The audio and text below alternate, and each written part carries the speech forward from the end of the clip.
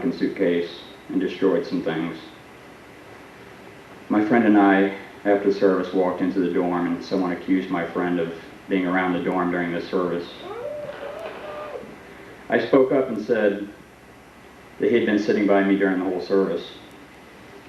Joe Green looked at me and he said, "That's Don May's son, he wouldn't lie." I was never so proud of him.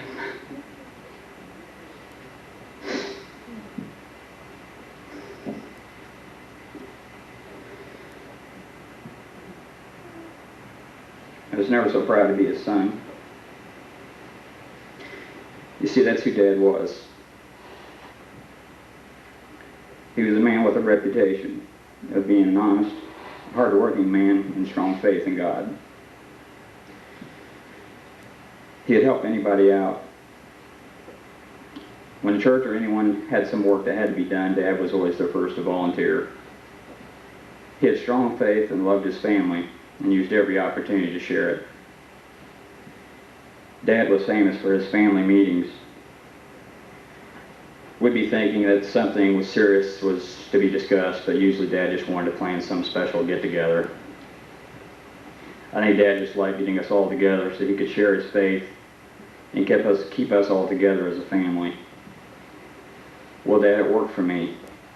I can't think of anyone that I'd rather be with than to be with my family. And as for me and my house, we will serve the Lord.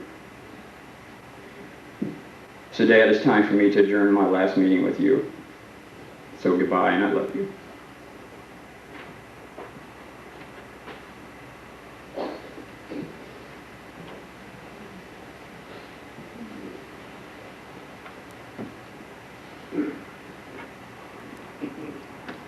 I've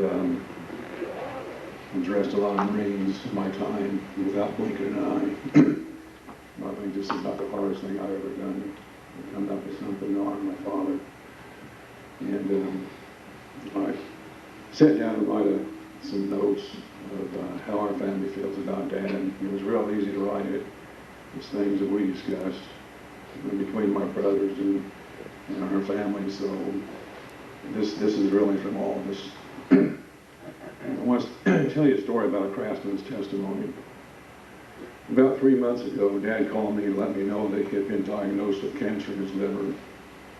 At first, I told myself that this wasn't too serious, since he had just recovered from a cancerous tumor in his eye and had been given a clean bill of health.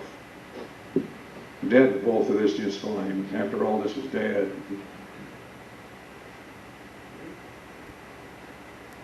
After all, this is Dad we were talking about. Dad loved to work, and he could work. He could outwork other men half his age.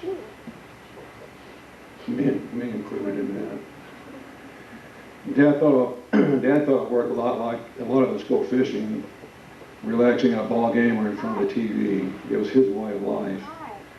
Dad had always been there for all of us, willing and waiting to help us fix something that was broken or build something that needed to be built. He was a rock for all of us to go to in times of trouble. He couldn't give me too many details of the cancer, as there still needed to be more tests performed. There was still some glimmer of hope that it wasn't as bad as we all dreaded, and that they were going to try an experimental therapy that was believed to help extend the life of cancer patients. But as all the tests came back with bleak results, the diagnosis confirmed our worst fears. His cancer was too advanced for experimental therapy, and they started him on chemotherapy. I still hadn't faced the truth of what was happening, which was easier for me to do. You see, I live over 1,000 miles away and didn't have to see on a daily basis the toll illness and chemotherapy was beginning to take on his body. Finally, I received a call from home to let me know that this condition was deteriorating and a toll that chemotherapy was taking on him. It wasn't known how much more time he had left, and it was time for me to face the truth and all the memories of Dad, long forgotten and taken for granted, flooded back. Of the many memories I have of Dad includes an old Polaroid picture from 1950-something. When I was about 2 years old, Dad was showing me how to hold a baseball bat. In 1971, I was going to my senior prom, and I remember how I was dressed up in my tux and ready to leave when he jokingly called me back to tell me about the birds and bees. In 1974, I'm 19 years old and ready to see the world. I just joined the Marine Corps, and I said all my goodbyes. As I turned to walk out the door of the house for the last time, Dad unexpectedly walked into the room and said, "Darrell, I love you." I think I cried halfway to St. Louis. And I about left and went back home. Dad has always been a source of inspiration for me, which has been important since I've always lived so far away. It's 1991. I've been on leave and have been going through some trying times. I got careless and wrecked Dad's car I borrowed from him and almost killed myself. Mom told me that Dad broke about a dozen traffic laws speeding to get to my side at the hospital. My last memory of Dad, when I was able to visit him one last time before he passed away, I went with him to church on Sunday, and Dad showed me yet another side to him. Today he got up in front of the congregation to give his testimony of his life. He shared with us his life's trials, his love of family and devotion to God. He knew and accepted the illness he had and seemed to be at peace with God and himself, and ended his testimony by quoting some of his favorite scripture from the Bible. The next day we said our goodbyes as he stood smiling at me and gave me a hug, not showing a sign of any pain that he must have been in. My brothers have been busy with a daunting task to bring them all Dad's tools together and coming up with a plan of what to do with them. Anybody who knows Dad at all knows his work ethics, and these accumulate a lot of tools used in his trade. Dad is a craftsman, always fixing or building something, a car, a house, a garage, laying a sidewalk or a foundation. He wasn't happy unless he was building something. There are a lot of good stories about Dad shared between my brothers, such as Dad always rummaging through his tools for a specific tool he knows he has, but only he knows the order that he placed it in. Another of our favorites is Dad looking for that elusive pencil that we've all sworn to put Velcro on so he could Velcro it to his hat and won't lose it again. A garage sale is planning to sell some of his tools. Today, as I stood before all his tools that had been laid out in the garage, I was invited to select something to keep for myself to remember Dad by. I've already been thinking of what I wanted. There were saws of all kinds, masonry tools, hammers, carpentry tools, and some tools I admit that I don't know what they were, that I don't know how to use. All of the tools were well worn. Nothing said idle that had a purpose.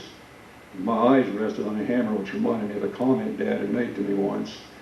It had something to do about my hammer not being manly. I guess it was too light to do the job. Another item that came up was an impact hammer I sure could have used and had to rent on one occasion.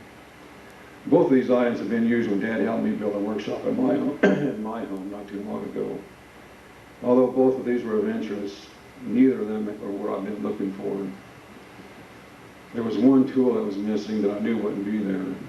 This was Dad's favorite and most cherished tool. I never saw him without it, and you wouldn't find it here in the garage or in a storage shed someplace. You'd find a tool where he was last. You see, Dad was a craftsman. His greatest achievement was that he built a family. He came to your aid in time of crisis, fixed broken hearts, and provided strong shoulders to lean on. All of this was on a foundation of a relationship he had built with God. And Dad is a servant of God. I can't think of Dad without it. I can't think of a scene with it. Sitting in the kitchen table beside him in his truck as he went to work. He used it to start and end his day as a source of inspiration when things were not going well or depressed, and as a plan to fix problems and build a foundation for his family and himself.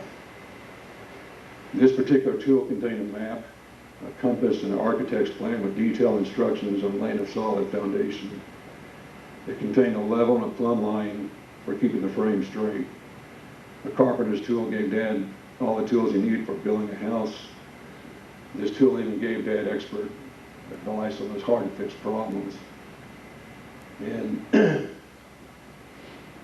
And songs to work by and lift his spirits high. He was never without it. Wherever he was last, he would find it.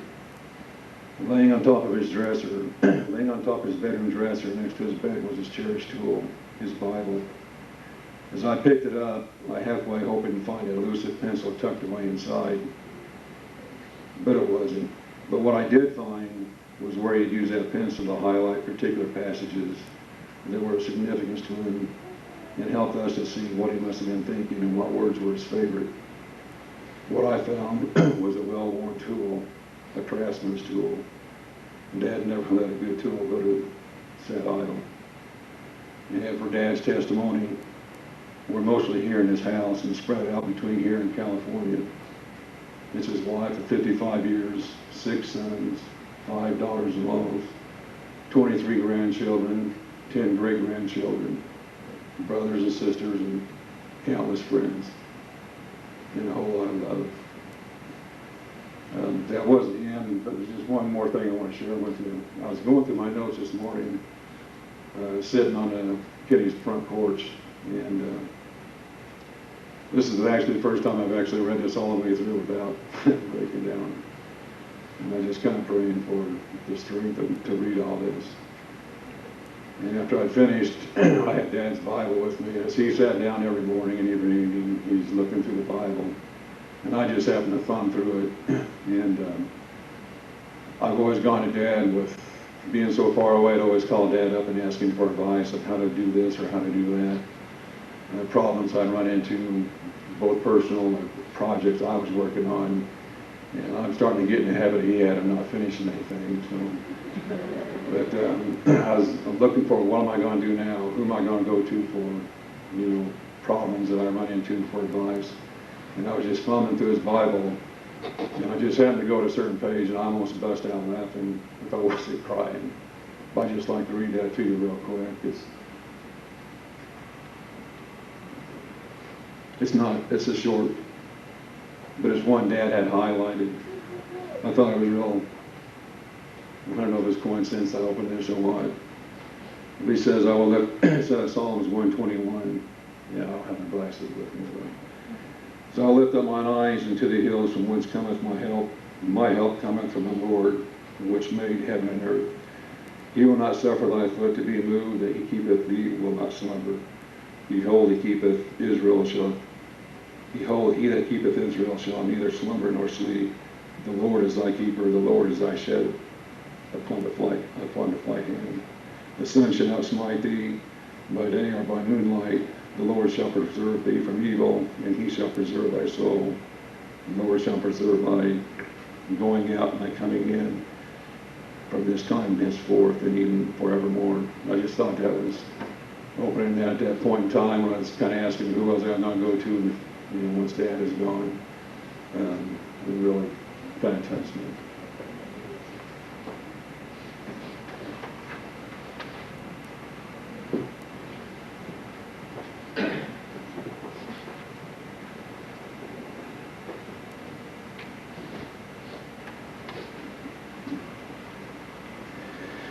Hopefully I can do this. I have a little letter that I wrote to Grandpa. Grandpa, I really don't know where to start. I know I wasn't around as much as I should have been, especially in the last few weeks. That doesn't change the love and respect that I have for you. You set an example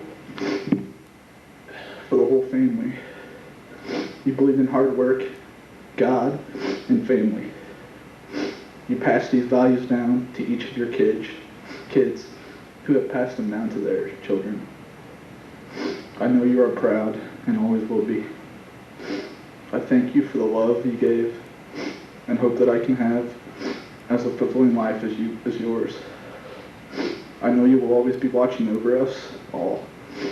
So rest in peace, for your time here is done. It's time to let somebody else do the work as you enjoy your new life in heaven, a life we all look forward to someday. God bless you, Grandpa. I love you and always love Justin. And I also have a poem that I wrote. Let's not say goodbye.